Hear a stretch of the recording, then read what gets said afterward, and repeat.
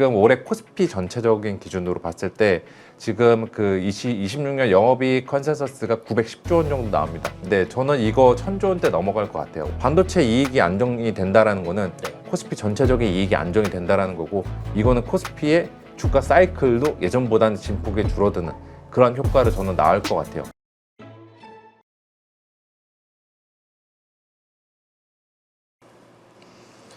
팔로 가족 여러분, 안녕하세요. 오현진 팀장입니다. 최근에 코스피 지수는 거침없는 랠리를 이어가고 있는데, 코스닥 지수는 또 코스피와 반대로 또 내려가는 그런 모습을 보여주고 있죠. 어떻게 보면 또 굉장히 대응하기가 좀 힘든 시장인 것 같은데요. 오늘은 이분 모시고 시장 관련해서 다양한 이야기 나눠보도록 하겠습니다.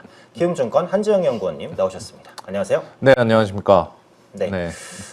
일단 코스피가 올라가는 게 좋기는 한데 또 코스닥과 괴리는 있고, 코스닥 질문은 제가 좀 이따가 다시 드리도록 하고요. 일단 대부분의 증권사에서 코스피 10,000포인트를 전망하고 있는 것 같은데 역시 근거는 반도체겠죠? 네, 그렇죠. 그리고 그 코스피 보통 증권사에서 전망을 할 때 약간 타겟, 목표, PER 이런 것들을 좀 제시를 하거든요. 네네. 근데 올해 연초만 하더라도 보통 이제 12배에서 13배 정도가 이 정도면 코스피 실적도 많이 좋아질 거고 주가도 지금 그렇게 많이 안 올랐으니까 12, 13배 줘도 되겠다 이런 식으로 전망을 많이 했는데 지금은 그 전망 그 목표치가 좀 내려간 것 같습니다. 그래서 우리나라 코스피 장기 평균 선행 PER이 10배인데 역사적으로 평균 회기, 그다음에 과거의 평균치로 수렴한다고 가정하면은 지금 코스피 PER이 8배니까 10배 정도만 줘도 이거는 뭐 현실적으로 뭐 불가능한 시나리오는 아니다. 이렇게 좀 많이 생각하고 있는 것 같아요. 저도 지금 그렇게 생각을 해가지고 현재 이익 추정치라고 하죠. EPS가 하나도 안 변하고 그대로 유지된다고 가정했을 때 10배 적용하면은 10,000에서 11,000포인트 사이 나옵니다. 그래서 저도 일단은 10,000포인트로 전망치를 제시를 했고, 아마도 저희 뭐 증권사뿐만이 아니라 다른 증권사들에서도 평균적으로 10,000에서 11,000포인트 이게 지금 컨센서스로 형성이 되어 있다. 이 정도로 보시면 될 것 같아요. 대신에 이제 10,000포인트를 달성하는 시기가 과연 이제 뭐 2, 3개월 뒤냐 아니면 올해 연말에 가서냐, 여기에 대해서는 조금 의견들이 많이 엇갈리는 것 같다. 이 정도로 알아두시면 될 것 같습니다. 네, 사실 뭐 목표치를 맞추기도 어려운데 시간까지 맞춘다는 것은 거의 뭐 신의 영역이 아닐까. 타이밍, 방향성 중에 하나만 맞춰도 잘 맞추는 거니까요. 맞습니다. 그렇죠. 그만큼 주가 예측은 어려운 건데, 그럼 10,000포인트의 결국 실적 기반, PER 밸류 기반에서 이제 예측을 해주셨으니까 그만큼 반도체 업체의 이익 전망도 믿을만하다 이렇게 봐도 되는 거죠. 그렇죠. 예전과는 다르게 그래도 흔히 말해서 가시성 숫자가 그래도 한 1년 정도는 눈에 보이는 숫자들이 반도체 업종들에게 쌓이고 있다. 그 숫자를 만들어내는 거는 예전에 우리가 경험했던 반도체 사이클처럼 뭐 스마트폰이나 PC나 가전 쪽에서 발생하는 흔히 말해서 최종 수요에 따라서 실적 가시성 확보하는 게 아니라, 다들 잘 아시다시피 이제 아마존이나 메타나 구글 이런 서버 업체들의 막대한 주문, 장기적으로 계속 늘어나는 주문, 거기에 따라서 실적 가시성들을 확보를 해가는 게 이거 예전과는 다른 반도체 사이클, 반도체주들의 이익 모멘텀을 만들어내고 있다. 이렇게 보시면 될 것 같고, 앞으로도 그 모멘텀도 저는 유효할 것 같아요. 참고로 지금 올해 코스피 전체적인 기준으로 봤을 때 지금 그 26년 영업이익 컨센서스가 910조 원 정도 나옵니다. 엄청나죠. 어마어마한 수치네요. 작년에 25년도가 300조 원대였으니까 3배 이상. 3배 이상 나는데 저는 이거 1,000조 원대 넘어갈 것 같아요. 올해 컨센서스 추정치가. 그게 전자 닉스 합산해서 지금 현재 600조 원대로 형성이 되어 있는데 그 두 개의 주식이 거의 뭐 올해 남은 기간 동안에 한 50에서 100조 사이 정도는 이익 컨센서스 추가적으로 더해질 수 있다. 이렇게 좀 보고 있습니다. 그래서 많은 분들이 이제 반도체 랠리의 또 요건으로 꼽는 게 그 빅테크들의 투자, 이 부분이 계속 이어질 것이냐, 이 부분인데 지금 전망치를 보면은 캐펙스는 계속 올라가기는 합니다. 근데 일부 기사에서는 또 데이터 센터가 생각만큼 많이 못 지어지고 있다, 이런 기사도 있어서 요거는 좀 어떻게 봐야 될까요? 그렇죠. 데이터 센터 지금 미국에서 건설이 지연되고 있는 게 뭐 병목 현상에 대한 문제들도 있긴 있겠지만 지역 주민들의 반대들이 좀 크다고 하더라고요. 그거 센터 지으면은 주변에 약간 소음도 있고 전기료도 올라가니까. 그래서 이거는 좀 정치적으로 민감한 사안이고 정치적으로 지금 쟁점화된 사안인데, 미국 입장에서 봤을 때 큰 틀에서 보면은 결국에는 지금은 미국은 이란과의 전쟁을 하고 있는데 그들이 가장 큰 그리는 그림은 중국과의 AI 패권 경쟁에서 승리를 하는 겁니다. 네. 그러면 이거는 약간의 대의적인 목적에서도 미국은 데이터 센터 건설들을 계속 해 나가는 쪽들로 정치권에서 추진을 하지 않을까 이렇게 보고 있어서 그걸로 인해서 AI 캐펙스 업체도 그 캐펙스 가이던스가 낮춰지는 그 리스크를 걱정하기보다는 차라리 미국의 금리가 급등한다던가 아니면 AI 쪽의 수요가 정말 다시 구조적으로 둔화된다던가 이런 식의 리스크가 나와야지 이제 캐펙스 업체들의 투자 하이퍼스케일러 업체들, 빅테크들의 업체들의 투자 축소가 현실화될 것 같은데 지금 시점에서는 저는 뭐 그거를 크게 확률을 높게 보유하고 있지는 않습니다. 네, 그러면 이제 말씀해주신 김에 금리 관련된 얘기도 한번 네. 해볼게요. 결국은 전쟁이 끝나면 유가가 내려가면서 인플레 리스크가 낮아지면서 금리 인하 기대감이 살아난다. 네, 이런 전망도 있는 것 같은데 지금 데이터 센터 투자를 할 때 빅테크들이 다 현금으로만 하는 건 아니잖아요. 네, 맞죠. 회사채도 발행해서 하고 그쵸. 있고 네. 그러면 결국 미국의 금리에 이 투자가 흔들릴 가능성은 현재 존재한다고 보는 게 맞나요? 저 가능성은 존재는 하는데 이게 정말 그 가능성이 메인 시나리오의 영역으로 들어오느냐 아니냐의 문제인 것 같아요. 네. 그래서 이거는 뭐 딱 그 숫자를 정하기는 살짝 애매하지만 제가 봤을 때는 미국 10년물 금리 기준으로 5.0%가 넘어가면은 시장에서도 이거는 위험 신호가 될 거다. 네. 이 생각을 많이 할 것 같습니다.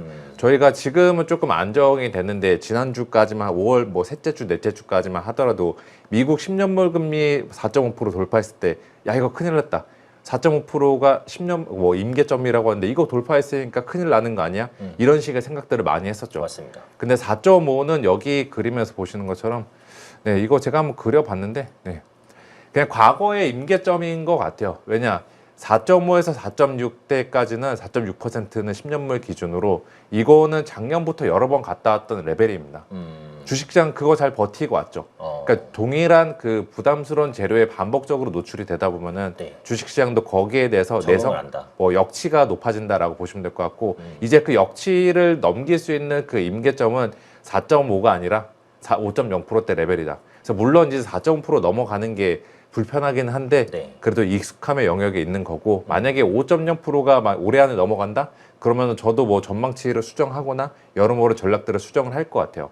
근데 5.0%까지는 가기는 쉽지 않은 게 이게 5.0%로 가려면은 미국의 인플레이션이 계속 높아지고 네. 연준의 금리 이제 인하는 이제 거의 굴 건너갔잖아요. 네네. 동결이 아니라 금리 인상 전망이 계속 급부상하면은 이거는 5.0% 넘는 거 시간 문제일 것 같은데 지금 시점에서는 그건 낮다. 이것도 데이터 하나 잠깐 보여드리면, 네. 연준은 그 뭐 CPI나 PCI 같이 그 현실적인 실제 물가도 중요시 하는데 미래에 대해서 기대 인플레이션 관리도 되게 중요하거든요. 네. 그래서 그게 이게 여기에 있는 게 1년짜리 기대 인플레이션 그리고 5년짜리 기대 인플레이션인데 22년도 당시에 비해서 유가가 그 정도 수준까지 올라왔음에도 불구하고 지금 기대 인플레이션은 생각보다 많이 안 올라왔습니다. 이 말은 과거 러우 전쟁 때는 이제 코로나 이후로 막대하게 유동성이 팽창한 상태 속에서 유가까지 높게 올라오다 보니까 이게 완전히 스파이크를 만들어 버렸는데 네. 지금 미국 보면은 그렇게 수요가 좋지 않죠. 수요단의 물가 압력은 별로 없는 채 순전히 이제 전쟁이라는 공급적인 측면에서 물가 압력이 발생하다 보니까 이거는 오래 못 가겠다. 라는 좀 베팅들을 채권 시장에서 하고 있는 것 같아요. 연준도 저는 이 데이터를 보고 있다라고 생각하고 있고, 그래서 저는 이런 내용들을 종합해 보면은 미국과 이란이 우리 협상 경결 다시 한번 붙어보자, 뭐 이런 식으로 전쟁이 다시 확전이 되지 않는 한 인플레이션에 대한 리스크, 불편함 이런 것들은 상반기까지만 가져가면 되고 하반기 때부터는 생각보다 인플레이션이 높아지지 않을 것 같습니다. 올해 그래서 금리 인하 자체는 기대하기 어려울지라도 적어도 금리 인상 가능성은 올해는 거의 저는 없다 이렇게 좀 보고 있습니다. 네, 그래서 미국 내에서는 아직 금리를 크게 올릴 것으로 보여지진 네. 않는다 말씀을 해주셨고요. 금리 얘기가 나왔으니까 또 자연스럽게 케빈 허쉬의 또 성향 얘기로 한번 넘어가 보면 다음 달에 FOMC가 예정돼 있죠. 네. 그러면 주재하는 첫 FOMC 회의가 그쵸. 되는 거죠. 네. 그럼 케빈 허쉬의 지금 성향은 시장에서 어떻게 판단을 하고 있나요? 조금 엇갈리고 있는 것 같아요. 왜냐하면 여전히 많이 알려진 대로 양적 긴축을 선호하고 있는 것 같은데 그래도 예전에 자기는 뭐 그린스펀 시대로 돌아가고 싶다 이런 식으로 이야기한 거 보니까 그린스펀의 정책은 그 당시 때는 이제 양적 완화 이런 게 없었으니까 네. 금리 인하 쪽들로 경기를 부양하고 물가를 실물 경제를 자극을 했거든요. 그래서 아마도 금리 인하에 대해서는 열린 입장일 것 같아요.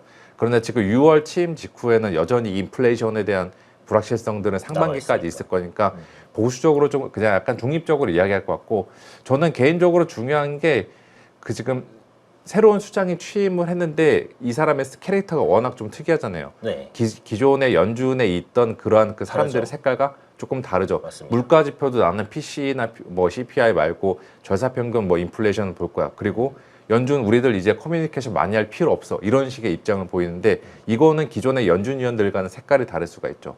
그렇게 됐을 때 중요한 거는 과연 6월 FOMC 회의 때 연준 내부적으로 얼마나 캐비너시파랑 반 캐비너시파가 갈릴 거냐. 그게 더 중요할 것 같습니다. 근데 그거는 6월 FOMC 때 기자회견에서는 그 일부만 유출을 할 수 있을 것 같고, 3주 뒤에 공개되는 7월 이제 뭐 중순 이후에 공개되는 6월 FOMC 의사록, 저는 이거는 예전에 6월 FOMC 의사록보다 더 중요하지 않을까, 이렇게 좀 보고 있습니다. 네, 좋습니다. 그래서 일단은 6월 달에 나오는 내용들을 좀 네. 체크를 해보실 필요가 있을 것 같고요. 물론 이제 미국 금리보다 중요성은 떨어진다고도 보통 평가하지만 네. 국내에도 이제 이번 주에 금통위가 있었는데 네. 신현송 총재가 제 생각에는 기존의 예상보다 더 매파적이었다고 저는 네. 생각을 하는데 네. 이번 금통위는 또 어떻게 보셨나요? 매파적이었죠. 왜냐하면 소수 금리 인상 의견들이 2명이나 등장을 했고, 또 예전부터 금리 인상 시그널을 계속 좋았는데 이번에도 한 번 더 시그널을 준 것 같아요. 그래서 올해 아마도 7월에 한 번, 그리고 10월 달에 한 번, 최소한 2번 정도는 우리나라 한국은 금리 인상을 좀 대비를 해야 되지 않을까라고 보고 있고, 중요한 건 이겁니다. 주식시장이 됐건 채권시장이 됐건 금리 인상에 대한 부분들은 이미 4월 말 이후부터 하느니 약간 매파적으로 선회한 입장 이후부터 조금 선반영이 된 측면이 있는 것 같아요. 우리나라 국고채 금리 같은 경우도 3년물이나 5년물, 10년물 보면은 4월 말 이후로 계속 많이 올라갔었거든요. 네. 그 올라간 거는 뭐 미국의 이제 뭐 인플레이션에 대한 경계 심리도 있었겠지만 이미 한은에서 올해 금리 인상 할 거다라는 전망들이 선제적으로 반영된 측면이 있습니다. 그래서 만약에 7월 달에 금리 인상을 하느니 단행한다라고 하면 이제 뭐 속보 뜨면서 하는 또 금리 인상 이렇게 나오지만, 오히려 채권 금리는 그 세론이라고 하죠. 주식시장에 있는 것처럼 선반영 인식 속으로 금리 상승이 나타나기보다는 오히려 좀 더 횡보를 하거나 소폭 하락하지 않을까, 저는 이렇게 생각하고 있습니다. 그리고 중요한 거는 우리나라 주식시장은 미국 금리를 많이 신경 쓰지 또 국내 하죠. 금리는 그렇게 많이 신경 쓰지 않다라는 거, 이건 어떻게 보면은 증시 참여자들 입장에서는 뭐 다행 요인이 아닌가, 이렇게 생각하고 있어요. 네, 그래서 올해 한해는 한두 번 정도 금리를 올릴 것 같기는 네. 하지만 일단 시장에 일정 부분 반영된 부분이 네. 있다. 결국은 뭐 미국 금리가 조금 더 중요할 수 있다. 이렇게 말씀을 해주셨고요. 자, 그럼 금리 이야기는 여기까지 해보고 네. 다시 반도체 얘기로 넘어가서 네. 요즘에 계속해서 이슈가 되는 건 장기 공급 계약인 것 같습니다. 그쵸. 지금 삼성전자랑 SK하이닉스가 장기 공급 계약을 체결하고 있는 상황인가요? 그렇죠. 체결하고 있는데 이게 뭐 정확히 어디 업체랑 나오진 얼마나 않죠. 이런 것들은 안 하지만 네네. 그 체결하고 있다 하는 쪽들로 지금 추진을 하고 있는 거죠. 이미 마이크론도 그랬고, 또 최근에 그 실적 발표 뭐 샌디스크도 역시나 마찬가지로 예전과는 다르게 다들 단연 계약, 장기 계약 체결하면서 일정 부분 좀 물량들은 확보를 하고 가고 있는 것 같아요. 그래서 이거 가지고서도 이제 시장에서도 약간 논쟁이 있는 게, 네. 야 지금 메모리 가격 지금 DDR5 다시 신고가 돌파하면서 시가가 그렇게 좋은데 이거보다 낮게 도매 가격으로 체결하게 되면은 시가만큼 못 버니까 이거 이익 더 좋아질 수 있는 거 놓쳐가는 거 아니야? 그럼 반도체가 과연 이제 구조적으로 성장할 수 있을까? 이런 생각들을 좀 많이 하는 분들이 있는 것 같더라고요. 네. 근데 저는 그것도 뭐 부인은 할 수는 없지만, 그래도 그 예전보다는 높은 가격대에서 3년에서 5년 정도 물량을 잠가놓고 그 공급을 수요를 확보해 놓고 가는 거, 저는 이거는 이익의 안정성을 좀 그 개선시켜주는 요인으로 보고 있어요. 쉽게 말해서 그 체감하시겠지만 다들 이제 직장 다니시겠지만 네. 보통 저희가 연봉 계약을 할 때 계약직들은, 저도 계약직인데 1년 단위로 계약하잖아요. 아, 네네. 근데 보통 이제 어떤 특수한 경우에는 1년이 아니라 야 뭐 3년 혹은 5년에 얼마 이거 보정해 줄게. 맞습니다. 그럼 우리 회사 와. 이런 식으로 이제 오퍼제이들이 오는데 그거랑 비슷하다라고 보시면 될 것 같아요.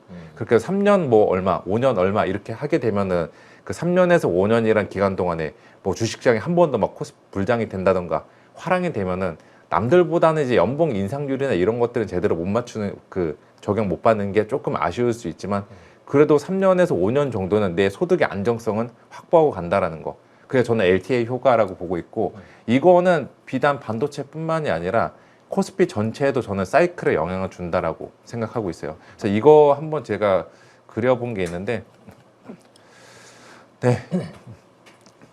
네, 이거 그 파란색 선을 한번 주목해 보시면 파란색 선은 그냥 기존의 코스피 사이클입니다. 네. 흔히 말해 우리나라 증시는 국가 자체가 이제 시클리컬 주식시장이다. 그래서 올라갈 때 남들보다 빨리 올라가고 빠질 때도 남들보다 빠지는 위아래 진폭이 큰 사이클이 큰 이런 주식시장이었는데 이게 파란색 선이 이제 그거를 제가 좀 형상화한 겁니다. 네. 근데 LTA라는 거를 도입하게 되면은 반도체와 함께 코스피의 사이클도 조금 안정적이 될 것 같아요.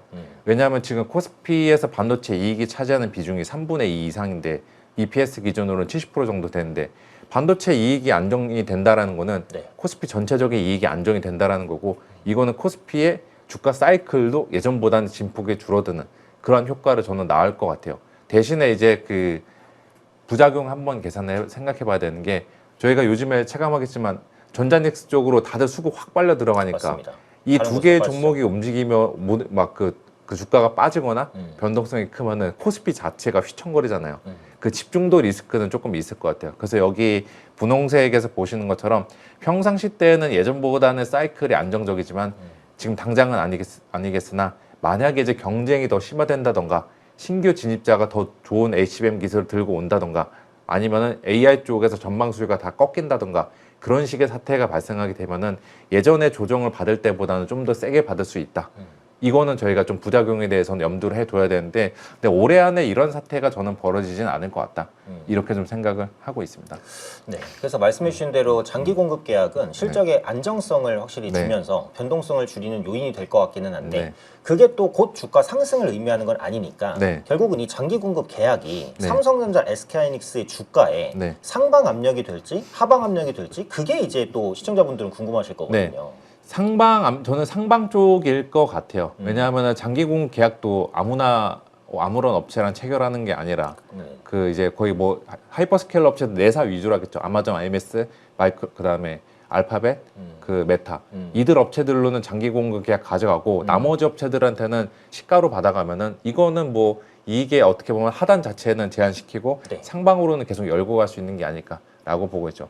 물론 가장 제일 좋은 거는 장기 공급 계약 필요 없고 서버 업체들 무조건 다 시가로 내가 팔 거야. 그리고 이 가격이 올해뿐만이 아니라 내년에도 계속 상승하게 되면은 그게 이제 이익한테는 가장 좋은 건데 솔직히 이제 올해나 내년도 초까지는 캐펙스 투자 계속 할 것 같은데 이후에는 어떻게 될지는 또 그때 어느 정도 가봐야지 알 거잖아요. 그러면 이제 메모리 공급 업체들 입장에서도 어느 정도는 이미 그 메모리 가격이 이렇게 수직 상승했는데 이 레벨에서는 일단 그 상당 부분은 물량을 잠궈 놓고 가는 게 네. 물량을 확보해 놓고 가는 게 그들 입장에서는 좀 최선의 선택이 아닌가 이렇게 보고 있어서 이거는 주가 측면에서는 뭐 하방 압력으로 보기보다는 저는 상방 압력으로 보는 게 맞지 않나 이 생각하고 있습니다. 그래서 말씀해주신 대로만 가면 제일 좋을 것 같긴 하네요. 네, 주가 그쵸. 변동성이 줄어들면서 네. 완만한 상방으로 간다면 사실 투자하기는 가장 좋은 환경이 되는 그쵸. 거니까. 네. 그래서 좀 두고 볼 문제이기는 한 것 같습니다. 그게 아마 이제 그 이번 이제 우리나라 2분기 실적 시즌 끝나는 빅테크 실적 시즌 끝난 미국 네.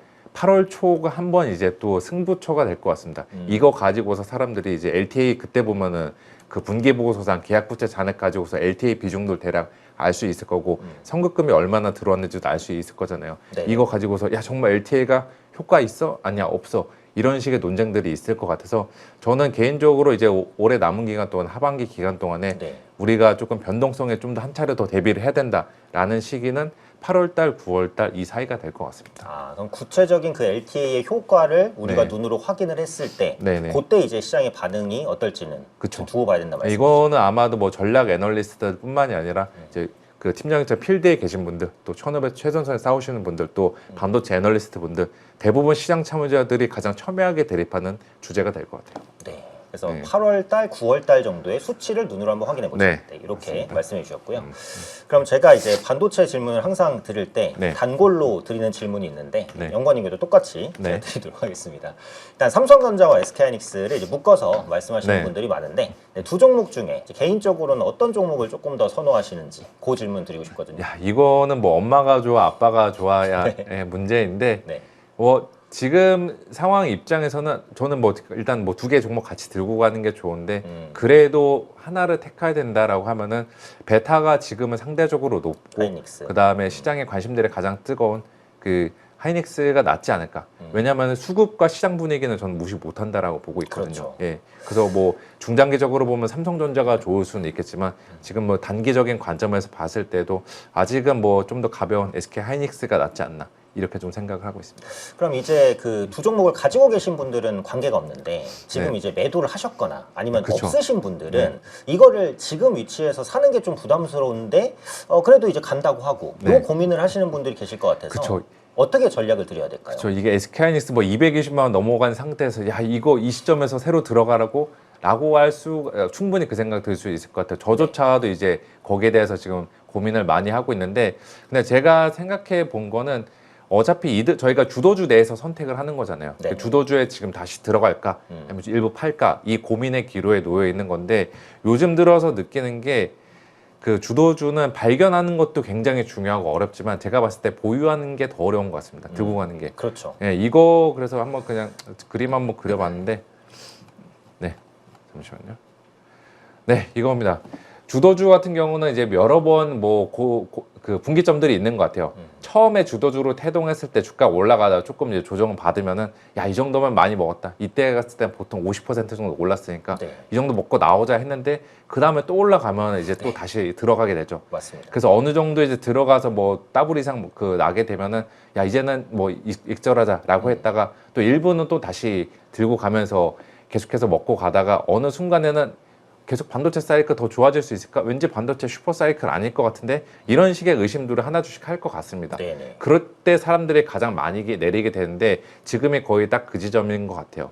근데 이제 저는 봤을 때 그 주도주의 그 습성, 투자 포인트 이게 훼손이 되지 않으면은 저는 계속 들고 가는 게 맞다. 행여나 익절은 하더라도 일부 주식은 상당 부분 남겨놔야 되는 것 같아요. 그래야지 내가 나중에 뒤늦게 다시 또 들어간다고 하더라도 어느 정도 평균 단가 관리는 제가 할 수 있는 그런 상황이 되지 않을까라고 보고 있고 이거 잠깐 보시면은 네.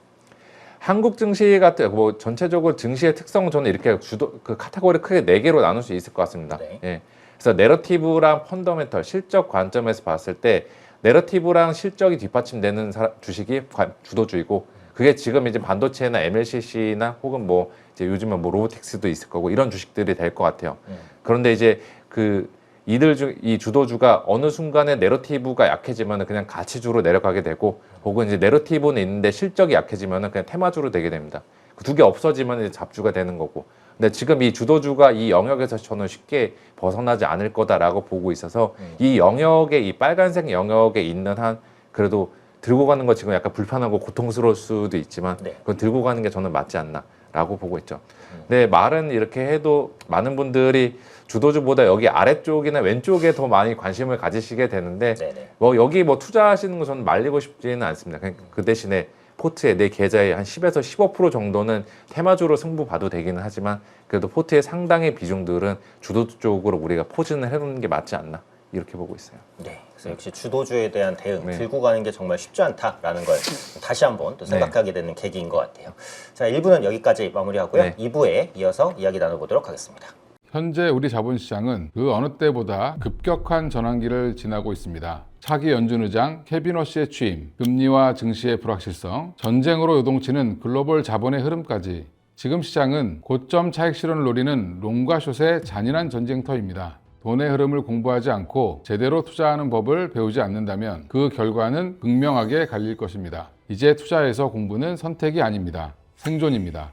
주도 섹터를 선점하는 방법부터 기업의 실질적 가치를 분석하는 기준, 차트 기반의 매매 원칙 수립까지 즉시 강력한 무기가 되는 저만의 노하우를 모두 쏟아붓겠습니다. 이 거대한 소용돌이 속에서 진짜 살아남을 주도 섹터와 실질적 기업 가치가 천금을 결정할 것입니다. 이번 6월 실전에 더 강한 투자를 통해 대전환기의 승자가 되시기 바랍니다.